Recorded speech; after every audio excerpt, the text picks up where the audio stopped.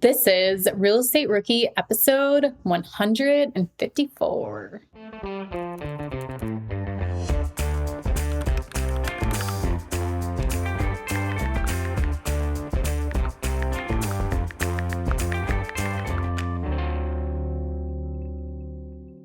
My name is Ashley Kerr, and I'm here with my co-host, Tony Robinson. Welcome to the Real Estate Rookie podcast, which also has a Real Estate Rookie Facebook group, which if you're not a part of, it is the most active, the most engaged real estate investment Facebook group that there is. But if this is your first time joining us on the podcast, every week, twice a week, we bring you the stories, the inspiration, the motivation, the education that you need to get started as a real estate investor or continue to scale if you've already started. So, Ashley, another beautiful day. We're here. We're on the podcast. Things are feeling good. What's going on your side? Go ahead. Tell me the temperature. What is it there? It's it's actually beautiful. if I could say like perfect weather, I think that's what today would be. It's like 76, just enough clouds so that it's not hot, but the sun's shining through. So this is winter in Southern California. Tomorrow it's supposed to be like 5 degrees out, I think. Yeah,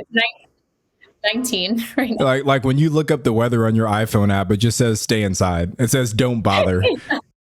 Yeah, we actually do have a winter storm watch. Right now it says, it was 4 p.m. It's supposed to start snowing. So, there you go. Sounds like a good time. I feel, I sympathize. And I was around not 5 degrees tomorrow, 2 degrees tomorrow. Okay, even better, right?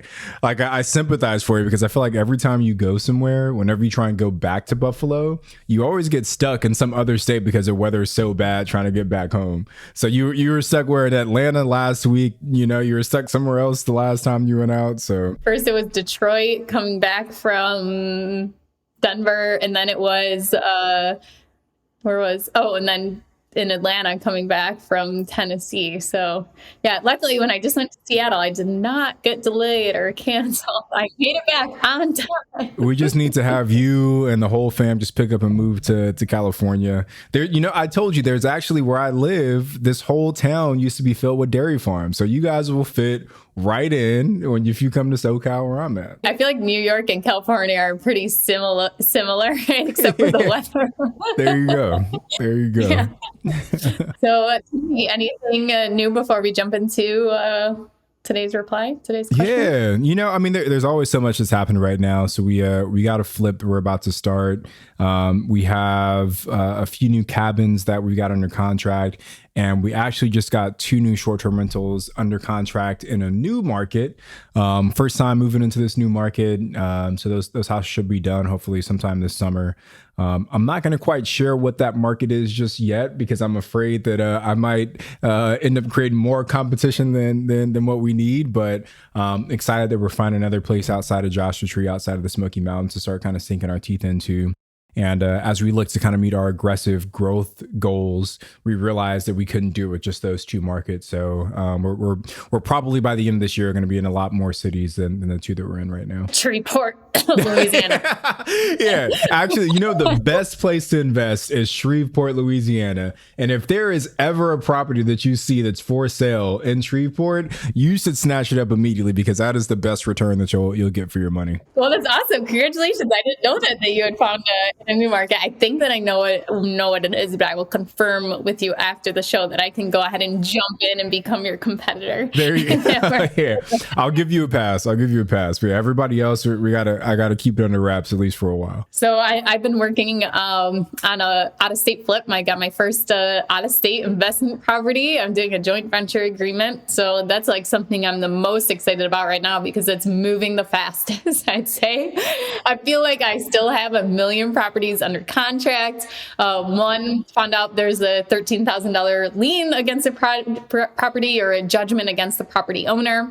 Another one, there's a right of first refusal on the property and the person has taken the owners to litigation, and so who knows how long till that is done.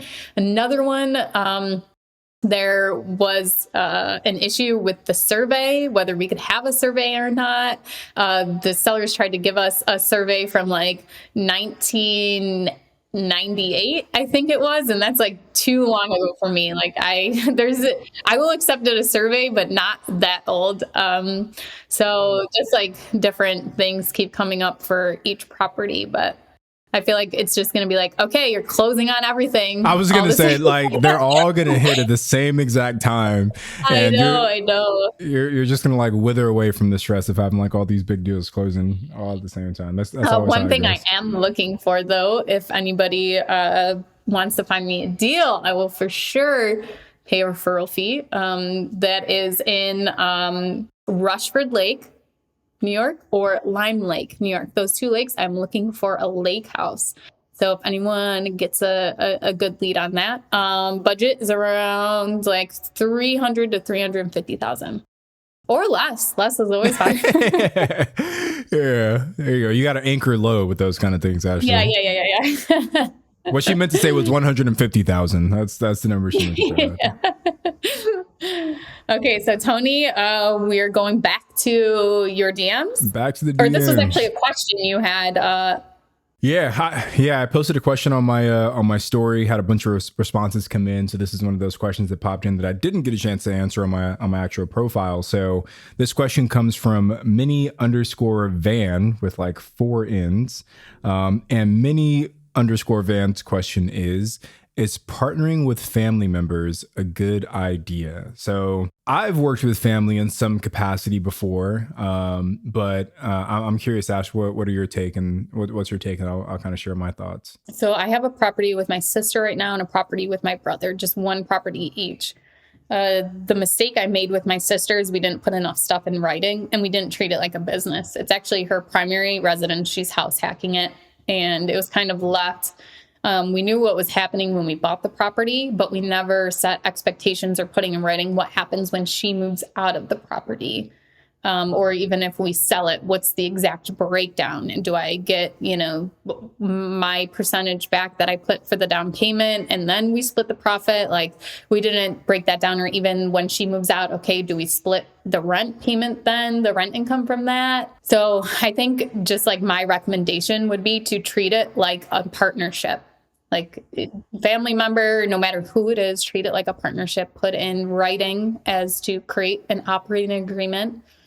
Even if you're not doing an LLC and you're doing it in both of your names, your personal names, then I would still like put together a contract or even a joint venture agreement that states what's happening now, what's going to happen in the future, what are the exit strategies, what are the expectations of the property.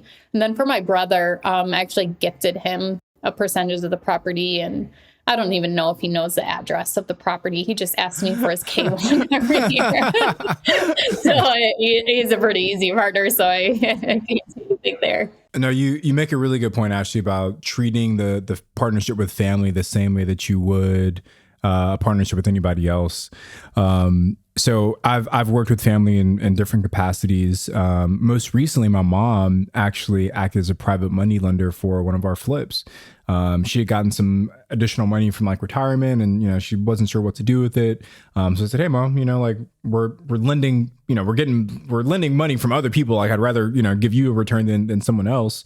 And like you said, I set her up the same way that I set up all of our other private money lenders. Right? There was I got a notarized deed of trust. I signed the promissory note. Her name's on everything. So the same way that all of our other lenders are listed as like the lenders on that property, so is my mom. So it's very much the same way that we do with everyone else. And then my wife's cousin, Omid, he's our third partner for Alpha Geek Capital. So all of our short-term rentals, it's a big family affair. And I think the thing that's important, and you touched on this a little bit, is that, when you partner with your sister, there were parts of the partnership that neither of you even kind of like thought to think of on the, at the beginning of that relationship. And I think that's normal because you don't know what you don't know until you kind of get into it. But I think the important thing to do is that once you guys identify, and I'm speaking from personal experience because the same thing happened with us, is that once you identify that there is a part of your agreement that's missing, like try and handle that as soon as you can and come to an agreement on what it should be.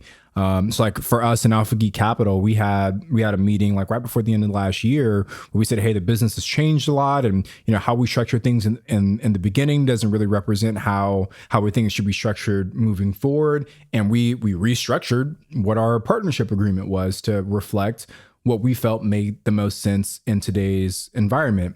So I think when you enter into a partnership, there should be a level of understanding that things may change and adjust as that partnership starts to grow.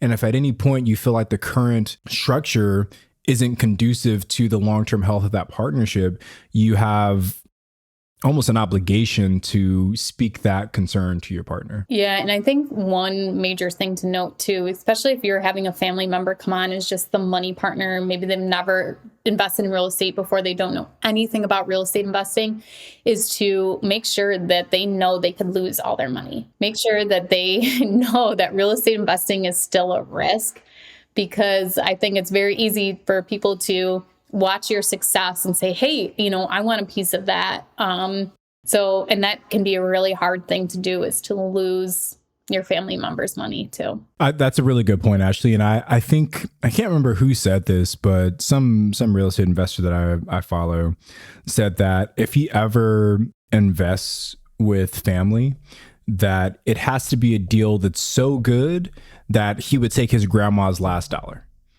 And it's like, if I wouldn't take my grandma's last dollar to do this deal, then I'm not going to do it. And that's how he kind of filters the deals to make sure that it's a good thing. So, but yeah, there's obviously always risk, and you want to be transparent with that. But with family, I think even more so, it helps if the deal is just like a smoking good one. That way, Christmas dinners don't get too awkward. So if you guys want to invest in Tony, look for the deals his mom's investing into. You'll know that this is the deal. Those are the best ones. Become friends with her and be like, hey, are you going in on this deal with me? Yeah. Oh no, he said there's another one for me. You don't want to know that deal. Yeah, she's the gatekeeper for all the good deals, for sure. Okay, well, partnerships are definitely a tricky thing, and there's no right or wrong way to structure. And Tony and I could talk forever on partnerships. Just do what works for you and your partner, and make sure you're both adding value. Your strengths and weaknesses complement each other, and that I don't want you guys to be in the position where you're just partnering with somebody to do them a favor. Like, you want to make sure that they know exactly what they're getting into and that they want to be a part of it too. Absolutely. One last thing on that, Ashley. I'm glad you said that. Like, we've mentioned this before, but whenever you present a deal to a family member or to anyone really, if you believe in the deal, they're not doing you a favor. You're presenting them with an opportunity to get a good, solid return on their investment. And that's how you have to frame it in your own mind. Actually, not too long ago, my mom had told me, like, I have some money, I want to invest it and stuff. So I called her and said, how much money do you have? Like, I can use them for a deal or whatever. And she's like, well, we just put in our new kitchen, blah, blah, blah, and stuff. She's like, this is how much we have. And I was like, okay, well, you want to keep that, it's fine. You don't have to. She's like, well, if you need it, I'll give it to you. I'm like, no, I don't need it. I was just giving you the chance to like make some money. I was going to, I had already told her I'd pay her this percentage, but she had this mindset that, she was doing me a favor. And it was actually that I wanted to provide her with an opportunity to make some money off of what she had. And so if your family member thinks that they're doing you a favor and they're risking if the money they have and they don't really want to part with it, definitely don't force their hand into it, especially if the deal does go wrong. Make sure they understand that this is, money that could be lost and it's not their very last dollar under their mattress. So cool. Well, thanks for sliding into my DMs. I appreciate it. I love answering questions from Instagram because I feel like those ones are sometimes a little bit more fun. Actually, one of the other questions that came in, I got quite a few. One of them was, Tony, can you bench press more than Scott Trench? I thought that was a good one. Another one said, how do you stay so sexy? That one was actually from my that one was from my wife though, so I think it's okay.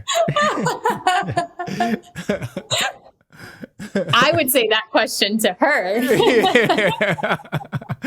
Yeah. So But I've got Tony, some what's fun. the answer? Could you bench press Scott Trench? You know what? Scott's actually pretty fit, so I don't. It might be a good competition between the two of us to see who can do more. Maybe we'll do that at BPCon 2022. Oh, were they asking who could bench press more, or could you actually bench press Scott Trench? That's what I thought it said. I think they were asking who can bench press more, but yours is like way more funny.